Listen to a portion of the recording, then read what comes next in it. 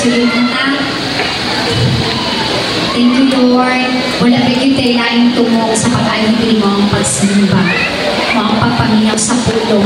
Hindi pwede na simba lang ta, hindi yun ta mapako. Kay tungod, nag-attendance lang ta, pero wala ta nakadungog sa pulong.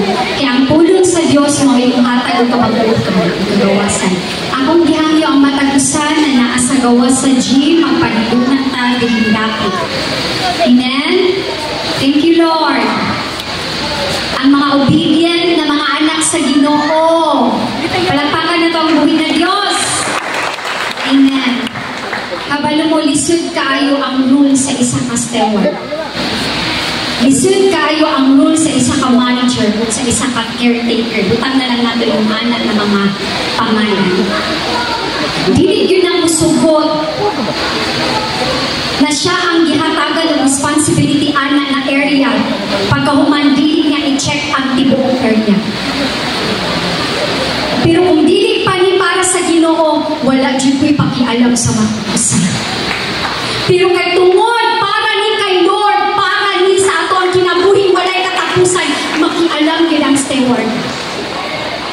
Kaya kung dili ka maayo na manager, you are fired. Tama? Ang manager na ana siya'y company. Kita ang atuang owner, walay lain ang buhay na Diyos. Amen. Thank you, Lord. So before ko muwali, muhatag daw to o alawit to si Sispala. Akong gitawagan sa Sispala. Amen. Thank you, Lord.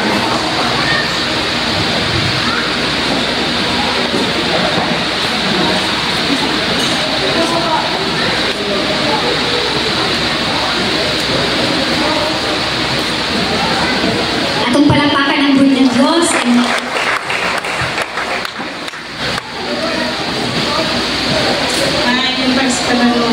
Salamat ang pagkusin mo. Tagad, ayuhan, bigyan, kagsikuha.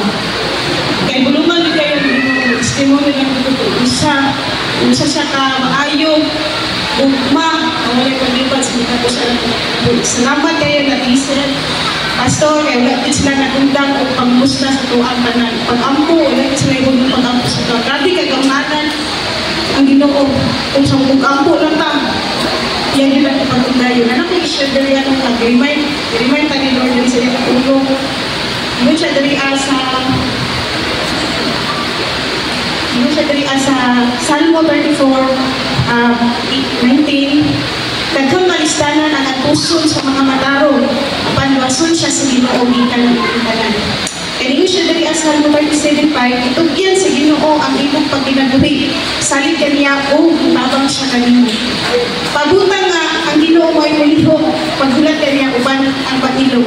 Ayaw kasinay ang nagmauswakon o ang nagmalumpuson sa dautan nilang pamangkin. Glory to God, no? Grabe nila gibuhat sa Ginoo sa mga kinabuhi kayo. 2 weeks, wala din ko, ibalibaran ko sa center. Wala yun sila ka ng kumagabang, makita na yun sa Ginoo sa buwabang, nahi ang kalibutan karon.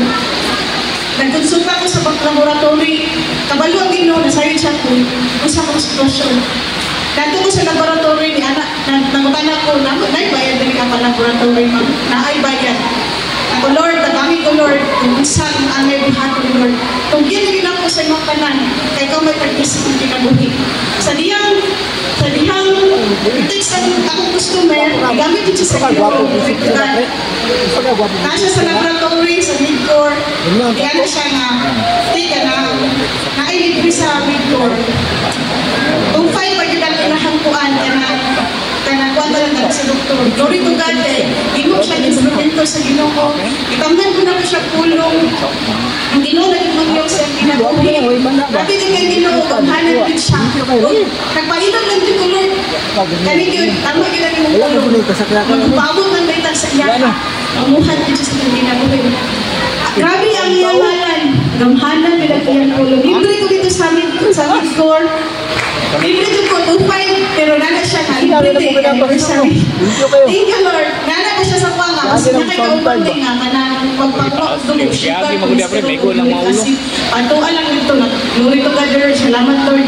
Sa imong kamaayo. umawat ko, buhatan na mag-awit, pero wala lang sa sunod na. Bisa nada sa kalistanan, kailangan malipayan niya kita nga awit, dahil sa Ginoo kay hindi ka sa panalangin dahil magpasalamat, hindi sa kalistanan ko kay diha nga sa imong pagka nada sa kalistanan, ang Ginoo mangita niya siya way, kay di ka niya pasukan. Mangita niya siya way. Kani lang daw, right?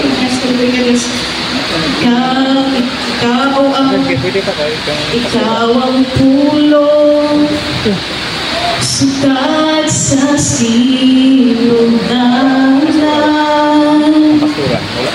o ganimo nga mo na ang tanda